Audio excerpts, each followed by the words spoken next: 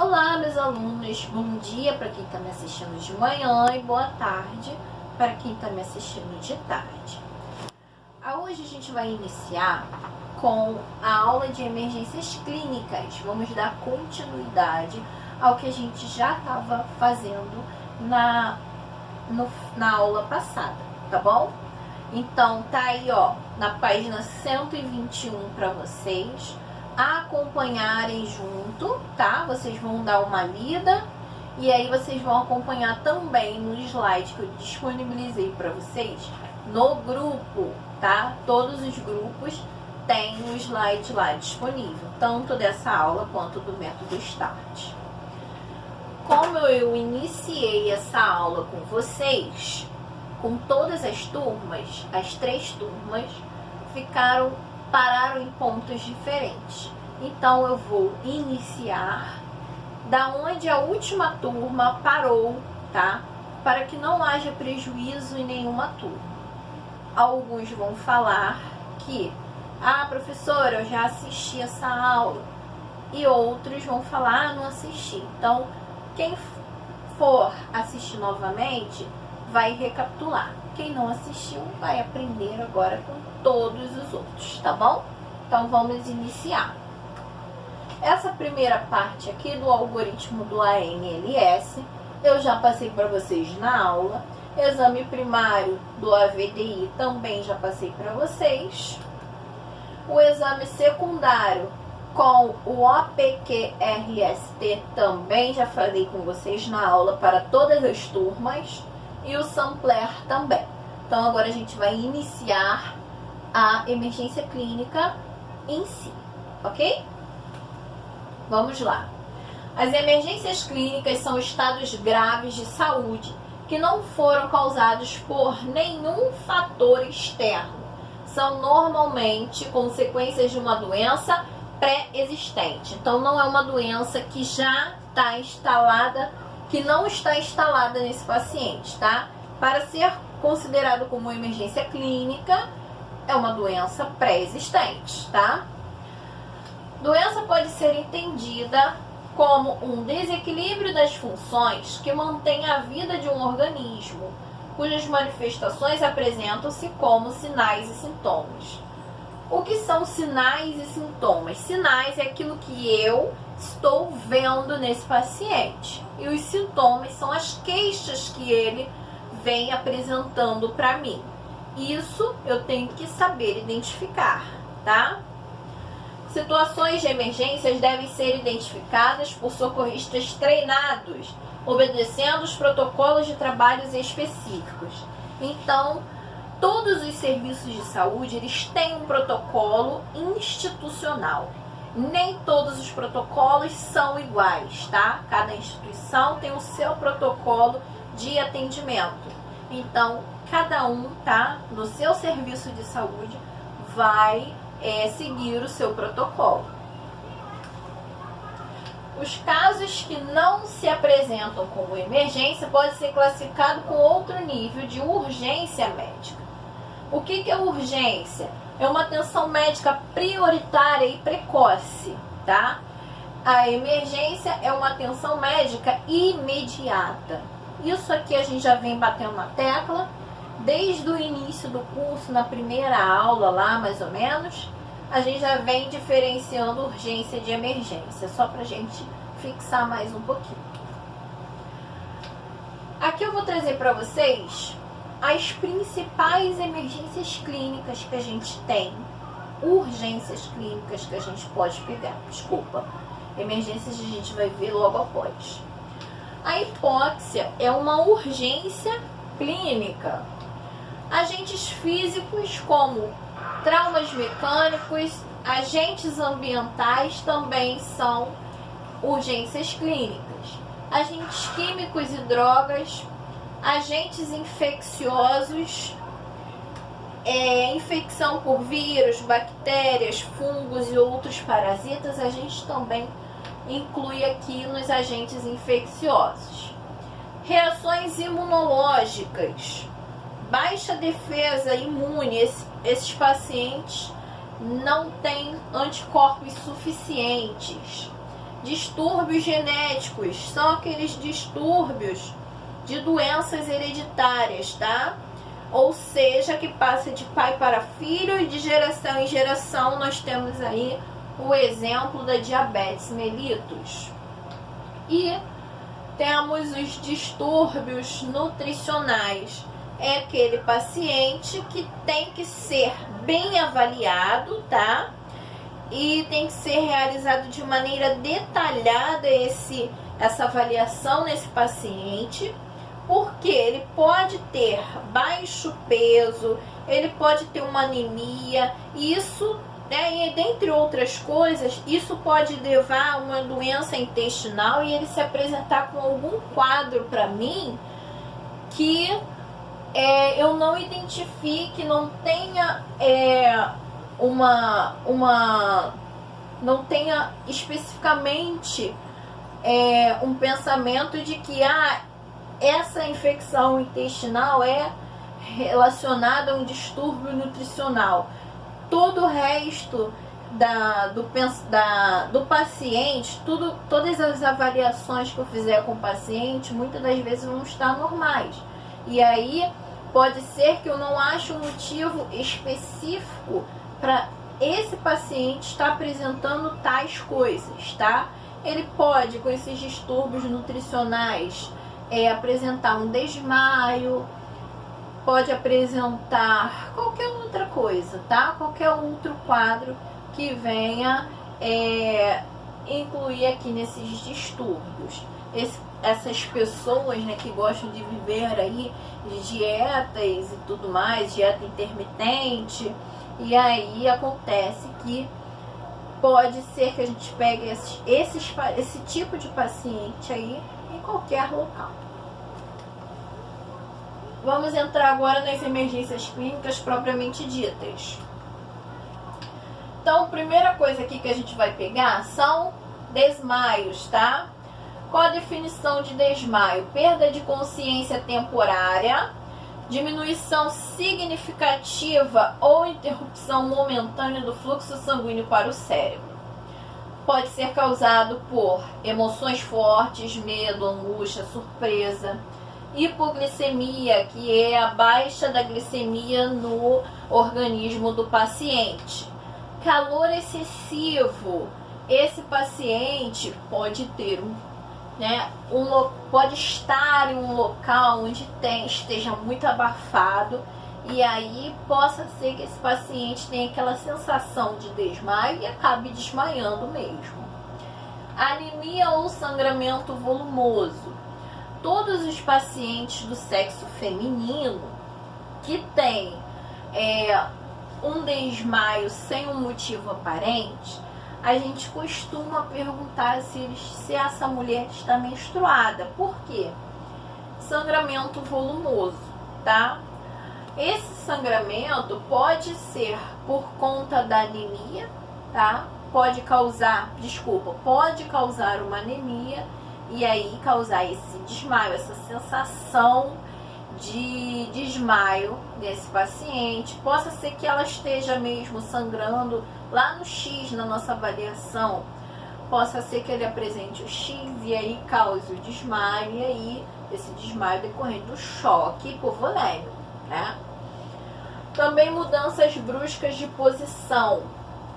Como eu falei na aula passada, quando a gente levanta da cama, um exemplo, tá? A gente levanta da cama e aí a gente está deitado por muito tempo, tá tudo relaxado, a gente levanta da cama de uma vez só. O ideal é que sente na cama para depois a gente levantar.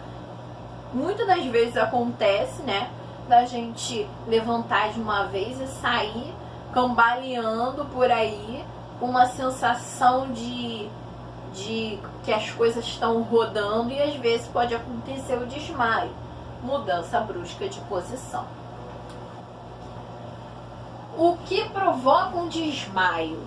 Então, nessa imagem aqui, a gente pode ver que o estresse intenso ou uma forte emoção pode estimular o nervo vago, vocês podem ver aí, e vai dilatar os vasos e diminuir a frequência cardíaca, ó, vai dilatar o vaso aqui e vai abaixar a frequência cardíaca. O fluxo sanguíneo, então, vai perder a força para vencer a gravidade e subir adequadamente a cabeça. Menos irrigado e sem o tempo de oxigênio disponível, o cérebro apela para o sistema de emergência e reduz o nível de consciência, o tônus muscular do corpo inteiro. Ao perder os sentidos, ó, e cair na posição horizontal, favorece a ida de sangue para o cérebro, reabastecendo ele ao longo ele logo retorna às suas funções normais. Então, tudo isso acontece quando o paciente cai desmaiado, né, propriamente dito. O fluxo sanguíneo vai se restabelecer ali e esse paciente vai voltar a si. Antes do desmaio, esse paciente pode sentir tontura, fraqueza ou náuseas, tá? Enjoo, enxergar pequenos pontos brilhantes que são os fosfênios. O que são os fosfênios? São consequências de descargas elétricas na área do cérebro relacionada à visão, mas as origens podem variar. Então, quem pode, os pacientes que mais apresentam esses fosfênios? Pacientes hipertensos, pacientes que têm enxaqueca, ou também pode apresentar uma epilepsia focal, e aí a gente vai ver a parte lá da epilepsia, tá? Pode também apresentar palidez e cansaço. Quando a gente for atender uma vítima, um paciente que já desmaiou ou com sensação de desmaio, a gente precisa restabelecer o fluxo sanguíneo, tá? Então, o que a gente faz? Paciente que já está desmaiado ou já está bem debilitado, a gente pega, vocês podem observar aí na imagem, no slide de vocês, elevar a perna um pouco. Vocês podem ver aí na imagem que tem um banco imenso, né? Mas não precisa ser esse banco todo aí, tá? Pode ser assim uns 20 a 30 centímetros de uma altura razoável ali, para estar elevando os membros inferiores desse paciente, para estar auxiliando no retorno venoso, tá? Atenção! Nunca deixe uma pessoa que acabou de se recuperar de um desmaio andar sozinha, sem sair levantando e caminhando, porque ela pode desmaiar novamente, tá? Não acorde uma pessoa que está inconsciente com atitudes como jogar água fria, colocá-la de pé, sacudi-la, dar tapa no rosto ou oferecer alguma substância para cheirar. Para quem gosta aí do álcool, né? Vamos lá botar um álcool no nariz para ver se ele volta. Não é adequado, não é indicado colocar nenhuma substância para o paciente cheirar, tá? A gente não sabe se ele é alérgico a essa substância, tá? Então, evitem de utilizar qualquer uma dessas coisas aqui, ok? Observação. Vamos agora aprender a diferenciar desmaio de histeria, tá? O DNV ou o PT, como mais comumente nós conhecemos. Os sinais do DNV. O que é DNV? É distúrbio neurovegetativo. PT é um ataque histérico. Então, paciente com DNV tem tremor palpebral. Quem está desmaiado não tem tremor nos olhos, tá? Pessoa desmaiada, ela fica totalmente imóvel, ela perde a consciência. Então, esse paciente que tem tremor palpebral, que ele fica lá mexendo os olhos, ele não está desmaiado, ele está tentando chamar a atenção por conta de qualquer coisa. Pode ser a presença de uma pessoa, ele está querendo chamar atenção por de alguma forma, tá? Então, acontece da gente pegar bastante esse tipo de atendimento, principalmente nos hospitais, em UPAs, né? Na rua também acontece, mulher que termina com marido que termina com mulher, acontece, a gente pega paciente que está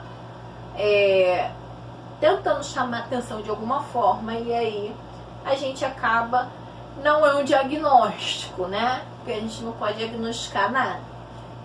A gente acaba detectando aí que é um distúrbio neurovegetativo. A queda dessa pessoa, ela é estudada e se dá em local que não oferece perigo. Quem desmaia, desmaia em qualquer lugar, tá? Eu não vou ficar escolhendo, não, porque aqui não tem nada para machucar minha cabeça. Quem desmaia, desmaia, bate a cabeça, né? Cai por cima de objetos.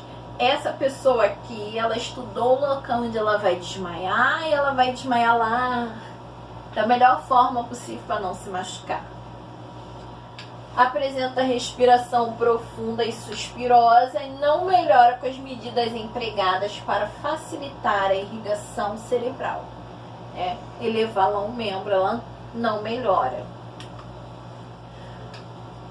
Reconhecer os sinais e sintomas de desmaio. Então, esse paciente vai ter um escurecimento da vista, tontura, um desconforto epigástrico, náuseas e vômitos, dificuldade respiratória, a pele desse paciente vai estar fria, pegajosa. Quando a gente for verificar o pulso desse paciente, vai estar fino, porque ele já tem aquela sensação de que ele vai desmaiar. Relaxamento muscular, provocando dificuldades para se manter em pé, então ele vai estar aquela coisa mole assim, tá? E aí, nesse caso, o que a gente deve fazer? Colocar o paciente sentado, a gente pode ver aí na imagem, vocês vão perceber aí pelo slide de vocês, aqui vocês só estão tendo uma noção do que eu tô falando. Vocês vão conseguir ver melhor no slide de vocês, tá? Colocar o paciente sentado numa cadeira, com os braços estendidos entre as pernas separadas. Vou segurar a região occipital desse paciente, tá? Pressionando para baixo, não com força, tá? Pressionando para baixo e pedir para ele pressionar para cima, fazer força para cima. Isso também auxilia no retorno venoso desse paciente, tá? Agora a gente vai também entender o que é a vertigem e a labirintite, qual é a diferença deles e o que eu posso fazer em cada um, tá bom? Vertigem é a sensação em que a vítima parece girar em torno dos objetos ou os objetos em torno dela. Pode apresentar zumbidos e chegar até a surdez, náuseas e vômitos, porém, na vertigem ela sempre vai se apresentar lúcida para nós, tá? Diferentemente da labirintite, que ela pode se apresentar lúcida, como pode não se apresentar lúcida, tá? Então, a labirintite é um processo viral ou metabólico que afeta a estrutura de equilíbrio, tá? Podemos ver aqui na imagem entre o labirinto e o cerebelo, que tem origem infecciosa, e isso causa vômitos, náuseas, enjoo, quedas e às vezes um zumbido no ouvido. E isso é um processo infeccioso, não esqueçam. As causas ali da labirintite: lesões cerebrais que atingem os núcleos. TCE pode causar labirintite, hemorragias cerebrais, distúrbio hormonal, problemas de circulação e jejum prolongado também pode causar a labirintite. Vertigem, as causas, alturas elevadas. Esse paciente ele pode subir em um local e começar a ver tudo rodando, né? E aí esse paciente tem vertigem, tá? Mudanças bruscas de pressão atmosféricas, ambientes abafados, movimentos giratórios rápidos, mudanças bruscas de posição também são causas de vertigem. Manifestações, sensação de que está caindo de um grande abismo, náuseas e vômitos, presença de consciência sempre. E esse paciente ele pode se apresentar também angustiado com essa situação toda que ele está passando, tá? E aí a gente não deve, né, enquadrar ele nas emergências psiquiátricas. Muitas das vezes ele tem só uma vertigem e ele está angustiado por conta disso, tá? Mas aí vai da experiência de cada um de estar identificando esses quadros de emergência psiquiátrica e emergência clínica, tá? O que fazer? Colocar a vítima em decúbito dorsal, mantendo a cabeça sem travesseiro ou qualquer apoio. Impedir que a vítima faça movimento brusco, sobretudo com a cabeça. E afrouxar todas as roupas para que a circulação dela se restabeleça e não tenha nenhuma interrupção no fluxo sanguíneo desse paciente, tá? Agora a gente vai entrar nas convulsões. O que é convulsão? Vamos definir aqui o que é convulsão. Perda de consciência, queda ao solo, contrações musculares generalizadas e repetitivas, falta de resposta aos estímulos. Quais são as causas de convulsão? Primeira causa, epilepsia. Depois as conseguintes, lesões na cabeça, infecção no cérebro, parada respiratória, febres altas e overdose, uma dose excessiva de cocaína podem causar convulsões. Aqui em febres altas, geralmente dá-se em crianças de 1 a 4 anos, e aí por conta dessas febres altas nas crianças, podem se causar, pode ter um efeito, né, que leve à convulsão, tá? E aí o que a gente vai fazer com essas crianças? Compressas nas axilas, na virilha, tá? Se possível, tiver disponível um chuveiro para ele tomar banho, ele vai lá, toma o banho, tá? Nos meus filhos eu sempre dou banho para poder baixar a temperatura. Mas vamos lembrar que uma febre muito alta que pode causar uma convulsão, a criança está muito quente, então também não vou enfiar debaixo da água fria, né? Vou nem muito quente, nem muito fria. Então, aquela água mais morna, eu posso colocar a criança ali e não vou causar danos, né, a esse paciente. Na crise convulsiva, a gente já viu isso daí muitas vezes nas nossas aulas. Só vou recapitular rapidinho. Não colocar nada na boca do paciente. Colocar sempre ele na posição lateral de segurança. Não esqueçam, a gente já fez isso inúmeras vezes. Contar o tempo, tá? Que esse paciente está em crise convulsiva. Já eu explico por quê. E ligar para o serviço de emergência. Se você já for o socorro desse paciente, nós vamos aguardar a crise passar para poder investigar o que aconteceu. Foi a primeira crise? Toma remédio? Tomou remédio hoje? Então, algumas coisas a gente tem que investigar o que aconteceu e como ocorreu.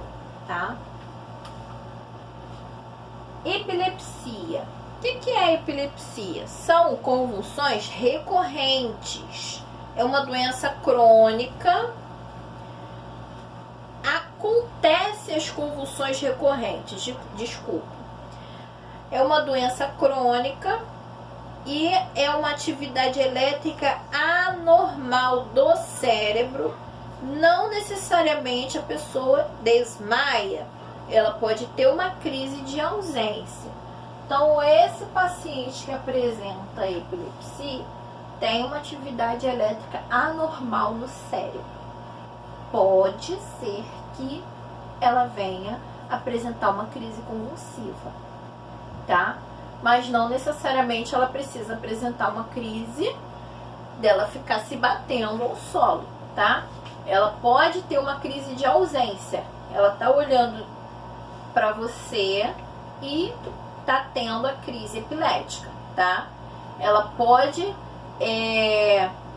tá fixamente olhando nos nossos olhos, ou parece que ela tá prestando atenção, e aí de repente ela apaga, o cérebro dela entra em curto, né, e apaga. Isso é uma crise de ausência.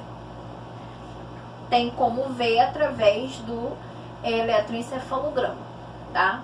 Para quem pensa que sofre desse mal, pode ir no neurologista e tá conversando com ele a respeito disso e ver se precisa fazer um eletroencefalograma.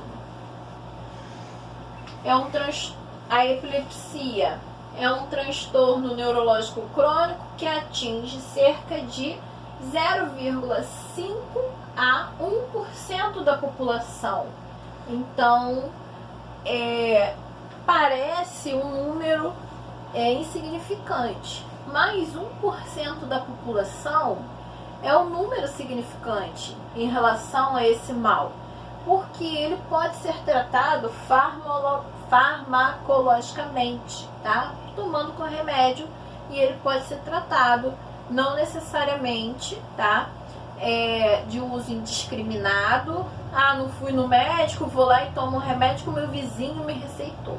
Não, precisa ir no médico, precisa ter acontecido um episódio para poder estar diagnosticado e a pessoa está com a receita médica, tá? As causas prováveis são infarto cerebral. O infarto cerebral, ele ocorre quando uma artéria do cérebro ela é obstruída. A gente vai ver lá mais pra frente um pouquinho que pode ser também um AVC, pode ser tumor, infecção no cérebro, um trauma, um TCE, uma doença degenerativa. Então a gente vai ver mais pra frente um pouquinho ali, tá? 70 a 75% das crises são tratáveis farmacologicamente, tá? Com remédios. E a epilepsia, ela tem 4 fases distintas. Eu trouxe para vocês aqui, que eu achei muito interessante essa evolução aqui do Homer, né? Falando sobre as fases da convulsão tônico-clônica. Então a gente tem aqui na primeira fase a fase aura, que tem delírios, tonturas, confusão, alucinações. A fase tônica, contratura generalizada, movimentos bruscos desse paciente. A fase clônica, abaulos musculares, salivação excessiva. Ele pode ter uma apneia, parada da respiração. Ele pode perder o controle dos esfíncteres. E aí esse paciente pode fazer xixi e cocô ali, naquele momento em que ele está tendo aquela crise, tá? E tem a fase pós-convulsiva, que ele vem com confusão mental, amnésia, sonolência, náuseas ao recuperar a consciência. É aquele paciente que vai acordar e vai falar para você onde eu estou, o que aconteceu, quem são vocês. Então ele olha assim, ele não sabe o que aconteceu. Para quem passou por isso, né? O nosso ator Cleovander fez muito bem isso nas turmas de sábado, de manhã e tarde. Algumas pessoas se assustaram aí, mas acredito que agora vocês já estejam prontos para esse atendimento. Espero que sim. Qual a conduta? Afastar os curiosos, afastar objetos, nunca colocar a mão nem objetos na boca da vítima, tá? E esses dois últimos aqui eu já falei mais lá para trás um pouquinho, tá bom? Agora, quando que nós vamos providenciar o atendimento médico imediato? Lembra que eu falei para vocês que a gente tinha que contar o tempo? Então, a duração da convulsão maior de 10 minutos, eu preciso de um atendimento médico imediato, pois possa ser que alguma área do cérebro desse paciente tenha sido afetada por conta dessa convulsão, tá?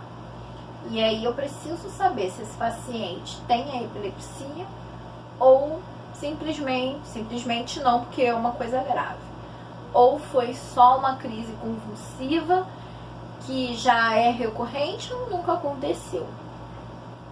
Quando houver suspeita de trauma na cabeça, antes ou durante a convulsão. Lembra que eu falei para vocês que esses pacientes aqui, esses são os verdadeiros, tá? Eles caíram, não prestam atenção, tá? No que estão em volta. E aí eles caem e começam a se debater. Conforme ele vai se debatendo e girando, né, em torno do local, ele pode bater a cabeça em algum lugar, tá? Consciência rebaixada, primeiro episódio de convulsão, tá? Atendimento médico imediato. Agora a gente vai mudar para as cãibras, tá? O que é a cãibra? Eu acredito que todo mundo aí já deve ter tido cãibra na vida, né? Alguns já tiveram cãibra dormindo, outros fazendo exercícios, outros nadando e etc, né? É uma coisa que dói, a gente sabe que dói e incomoda, né? Muitas das vezes eu tenho cãibra dormindo e aí eu acordo desesperada porque tá doendo, é como se estivesse repuxando. O que é a cãibra? Uma dor muscular repentina com contração involuntária. Então, se é involuntária, eu não consigo controlar da musculatura envolvida. Então, quais são as causas? Distúrbios dos nervos, desidratação, exercícios vigorosos. Eu não sei se é verdade, mas na academia, eu já fui para academia uma vez na vida, tá? Na academia eu escutei uma pessoa que estava lá malhando, que ela ficou um tempo sem malhar porque teve cãibra e com exercício vigoroso o músculo estourou. Eu não sei se isso é possível. Os professores de educação física digam aí pra gente se isso é possível, tá? Diminuição da insuficiência do fluxo de sangue para o músculo, deficiência de cálcio, potássio e sódio, que são os sais minerais, causam cãibra. Sinais e sintomas: muita dor mesmo, para quem já sentiu. As minhas cãibras são terríveis, né? Cansaço, tá? Espasmo muscular muito forte. E a conduta? O que eu vou fazer quando pego um paciente com cãibra? Alongar os músculos envolvidos no sentido oposto do espasmo, massagear leve o local e hidratação abundante. Geralmente, cãibra não necessita de atendimento médico imediato, tá? Nem precisa de atendimento médico se for de curta duração. Se for de longa duração e vocês, né, ficarem pensando, será que eu deveria ter levado ou não sei, então aí você pede para ele ir para o hospital, mas geralmente não necessita de atendimento médico, seguindo essa conduta que geralmente passa rápido, tá? Mas pode ser que tenha aqueles casos que não vá passar aquela dor e possa acontecer. Professores de educação física, digam aí pra gente. Agora a gente vai entrar no diabetes mellitus, tá? Ou mellitus, para quem quer falar mais bonitinho, tá? A gente vai entender como que funciona, tá? E primeiro a gente vai ter que saber a função do pâncreas. Então vamos ver aqui a função do pâncreas. Ele é uma glândula que fica na região do abdômen atrás do intestino. Ele tem duas funções que a gente já viu lá nas aulas anteriores. E uma dessas funções é controlar a glicose no sangue. Por isso, são produzidos dois hormônios que são a insulina e o glucagon, tá? Acontecendo isso, né? Essa é a função real, tá? Sem prejuízo do pâncreas. Só que quando acontece o diabetes, o pâncreas ele não produz insulina suficiente e o açúcar, a glicose, fica circulando no sangue sem ser absorvida. O nível de glicose no sangue aumenta, causando hiperglicemia, tá? E essa hiperglicemia pode ser excretada pela urina, tá? E quando chega a ser excretada pela urina, é um problema muito sério. E isso é chamado de glicosúria, tá? Nós temos o diabetes tipo 1 e tipo 2. Anteriormente, bem para trás, o diabetes do tipo 1 era conhecido como diabetes juvenil. E o tipo 2 era conhecido como diabetes adulto. Agora a gente ficou só com diabetes do tipo 1 e do tipo 2. Diabetes do tipo 1 é o paciente insulino dependente. Então ele toma a insulina dele lá com a agulhinha, tá? Ele vai tomar todos os dias, ele vai ter uma dose de insulina injetada. Aí vai ter que fazer um rodízio, né, do local. O próprio médico, o pessoal da enfermagem ensina quais são os locais que ele pode aplicar. O próprio paciente aplica ou ensina alguém. Agora nós temos aparelhos, né, que são instalados na pele do paciente que vão liberando a quantidade de insulina necessária, tá? E tem os aparelhos, a insulina que é como se fosse um adesivo. Esse eu nunca vi. Foi uma paciente minha que falou que tem um adesivo que vai liberando a insulina, tá? Esse eu nunca vi, mas vou pesquisar a respeito desse daí também. No diabetes tipo 1, o pâncreas produz pouca ou nenhuma insulina. A instalação da doença ocorre mais na infância e na adolescência e ele é insulino dependente. Isso é que exige a aplicação de injeções diárias de insulinas necessárias para prevenir a cetoacidose. O que é a cetoacidose diabética? Ocorre quando os níveis de glicose no sangue do paciente diabético encontram-se muito alto. Também vai prevenir o coma e a morte, tá? E o diabetes tipo 2, as células são resistentes à ação da insulina e a incidência da doença que não pode ser insulinodependente, que pode não ser insulinodependente, pode ser controlada por medicamentos administrados por via oral. Geralmente acomete as pessoas depois dos 40 anos de idade. Então, diabetes tipo 1, insulina dependente. Diabetes tipo 2, esse paciente pode tomar medicação por via oral. Então, prestem atenção, lembrem disso, porque é questão de prova, tá? Fatores de risco para os diabetes. É tudo uma delícia, né? Mas são fatores de risco. Obesidade é um fator de risco, tá? Então, eu já tenho um fator de risco. Sedentarismo, 2 fatores de risco. Sedentarismo em pessoa está aqui falando a vocês.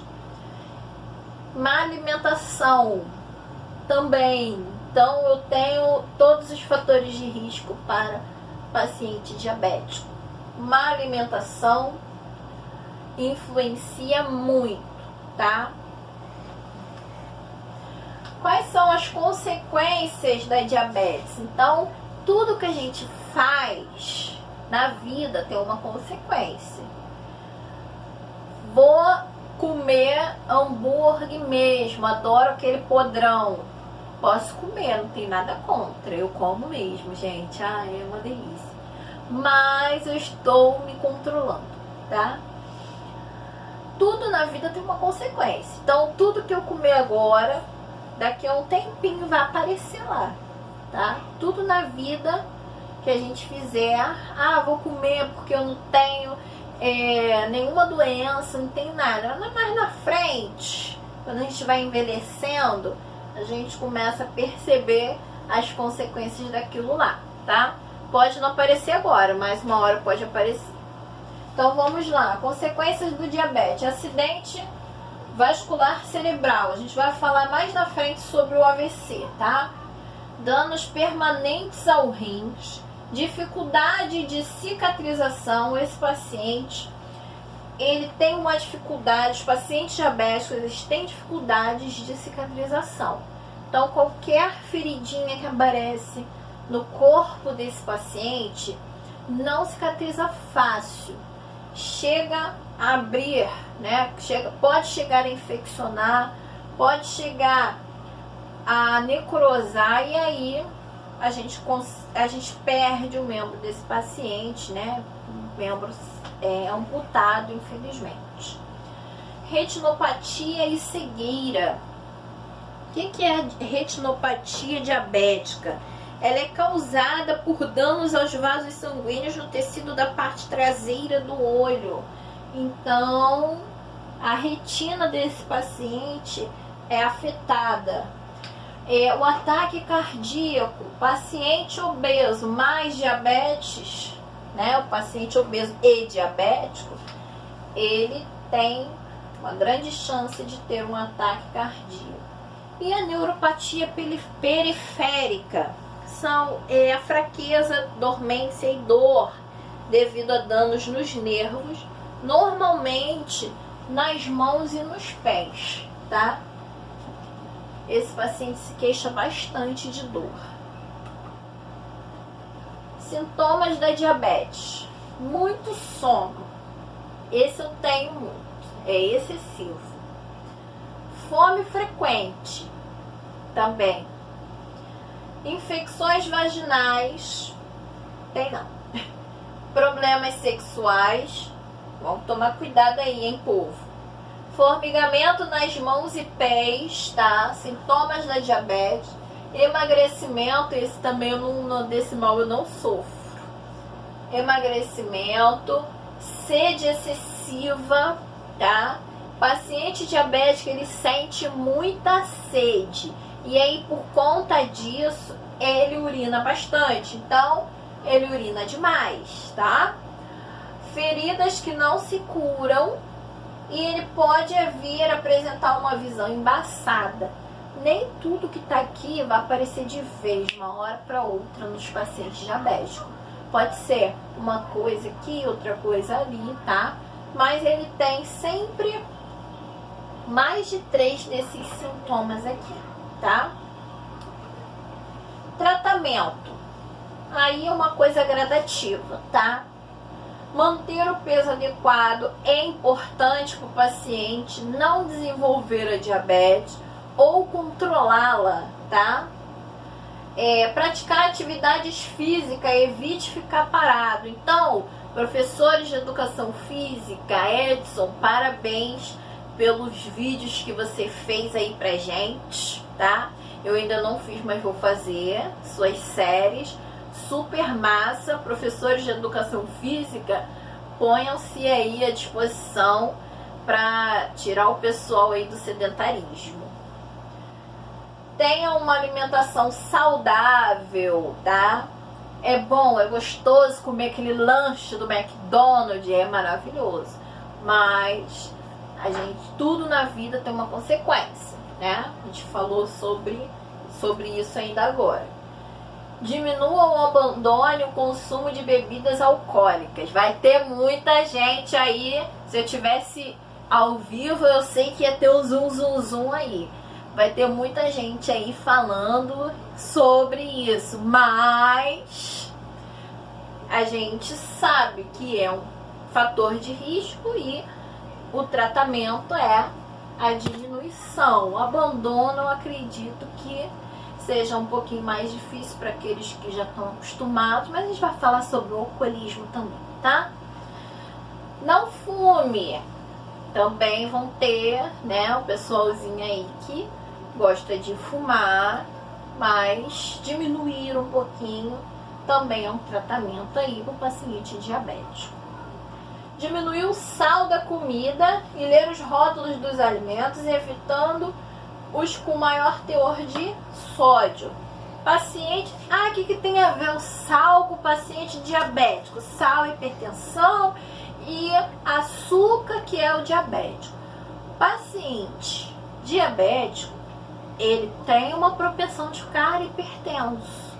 Então, não posso comer açúcar, vou danar a comer sal. Esse paciente pode desenvolver hipertensão, tá? Então, tudo na medida, na vida, a gente consegue chegar numa idade mais avançada, melhor do que a gente vive hoje.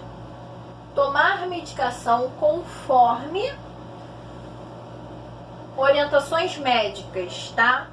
Então, não tomem medicações indiscriminadas. Precisa da orientação médica para tomar as medicações de diabetes, tá?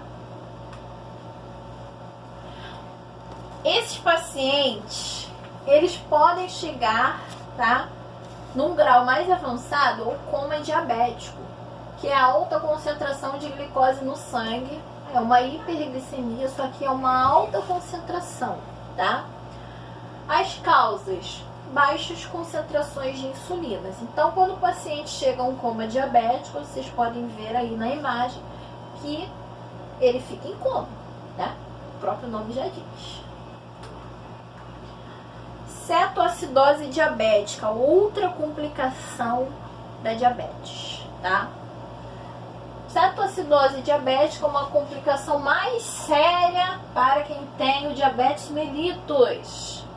É uma descompensação metabólica que causa o aumento da produção de cetonas e cetoacidose e pode colocar a vida em risco. Então, quais são os sintomas da cetoacidose diabética? Náuseas, dificuldades para respirar.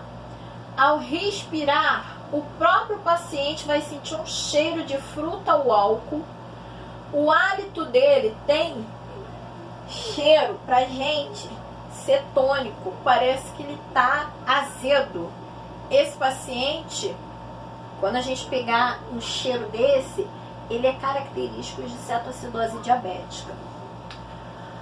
Dor abdominal ele pode sentir-se confuso, sonolência e letargia, sede, muita sede, visão turva, dificuldade para acordar, confusão mental, aparência de pele seca, tá? Esse paciente é aquela pele que parece brilhosa, a pele dele é seca, a gente olha assim, parece que ela pele brilhosa mesmo, né? Que fica como se fosse escama de cobra, né? Cobra tem escama, gente? Ah, sei lá. A pele da cobra, que fica aquele negócio assim. E aí a gente consegue também identificar esse paciente diabético com cetoacidose. Muito calor, vômito e febre. Nem todos os sintomas aparecem. Coitado do homem que apresentar tudo isso daqui, tá? Homem que eu digo homem e mulher. Aparece 2, 3 e assim vai, tá? Como evitar? Não deixar a glicose passar de 250 miligramas por decilitro, tá? Evitar a hiperglicemia superior a 160 miligramas por decilitro. Não parar o tratamento. Muitos desses pacientes param o tratamento medicamentoso ou tratamento de insulina. O erro do paciente, né, muitas pessoas, é achar que está curado. Parou? É achar que está curado. Acho que parou. Desculpa, gente, aqui deu um errinho ali no vídeo, mas voltando, o erro do paciente é achar que está curado porque está tomando medicação e hoje minha glicose não deu alta. E aí, não vou tomar hoje não, porque tá normal. E aí ele para, tá? Evitar o estresse, trauma, infecção causada por distúrbios cardiovasculares e outras emergências. E manter-se sempre hidratado é bom para evitar essa cetoacidose diabética. Agora a gente vai entrar nas emergências cardiovasculares. As emergências cardiovasculares são a principal causa de morte em todo o mundo. Reconhecê-las rapidamente, bem como instituir as primeiras condutas, são essenciais ao profissional de APH. As emergências cardiovasculares podem ser divididas em... Então a gente vai ver cada emergência cardiovascular. Dentre elas nós vamos encontrar a hipertensão arterial, cuja qual não está descrita aqui no meu slide, porque nós já falamos de hipertensão arterial em outros momentos, tá? Mas lembrem-se que faz parte das emergências cardiovasculares. Está na apostila, então só vocês darem uma olhadinha aí na apostila de vocês. Infarto agudo do miocárdio. IAM é a morte do músculo cardíaco decorrente da privação de oxigênio fornecido por meio do sangue proveniente das artérias coronárias. Ocorre pela obstrução aguda das artérias coronárias, responsáveis pelo suprimento do sangue ao coração. Então aqui a gente pode ver a artéria, tá? E aí o coágulo sanguíneo, vocês vão conseguir ver melhor no slide.